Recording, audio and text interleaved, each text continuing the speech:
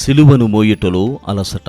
Mark శుభవార్త 15వ అధ్యాయము 21వ వచనం. కురేనియ గ్రామవాసి సీమోనును ఆయన సిలువను మోయుటకు బలవంతం చేసిరి.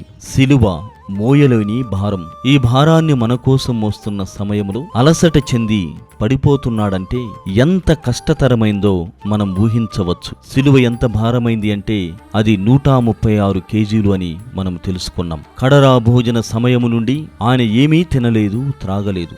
ఎన్నో గంటల వాదోపవాదనలు, ప్రజల అలజడి, ప్రధానార్చకుల హేళన వెరసి క్రీస్తు ప్రభువు భారమైన సిలువను మోయటములో పడిపోతున్నాడు. ఆ సమయములో కురేనియా సీమోనును సాయం చేయడానికి పిలిచారు. ఆ సిలువ శ్రమల మార్గం ఎంత దారుణమైందంటే ఆయన శత్రువులు ఆయన మధ్యలోనే మరణిస్తారేమోనని భయపడ్డారు. ఎలాగైనా కల్వరి కొండపై సిలువ మరణానికి గురి చేయాలని కాసింత సహాయం చేయుటకు సీమోనుని సహాయం తీసుకున్నారు. జీవితం అనే సిలువను మోసే క్రమంలో మనం ఎంతో అలసిపోతూ ఉంటాం. జీవితాన్ని మోయలేక, సంసారం అనే సాగరాన్ని ఈదలేక అనేక మార్లు అలసిపోతూ ఉంటాం. వయోభారము, పిల్లల పెంపకంలో అసమతుల్యత, ఆర్థిక ఇబ్బందులు, మానసిక భౌతిక రోగాలు, దురదృష్ట పరిస్థితులు, సాంఘిక బెదిరింపుల నేపథ్యములో క్రీస్తు ప్రభువు సిలువను మోయటములో ఏ విధంగా అలసిపోయారో మనము కూడా అలసిపోతూ ఉంటాము. ఇలాంటి పరిస్థితులలో క్రీస్తే మనకు భరోసా.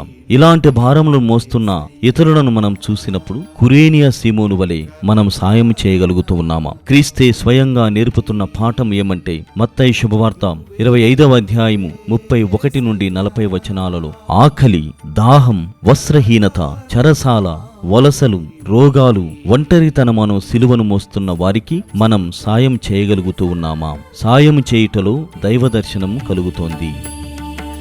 నువ్వే నువ్వే యేసయ్యా, కలకాలం నా కాపరివి. నువ్వే నువ్వే యేసయ్యా, కలకాలం నా ఊపిరివి.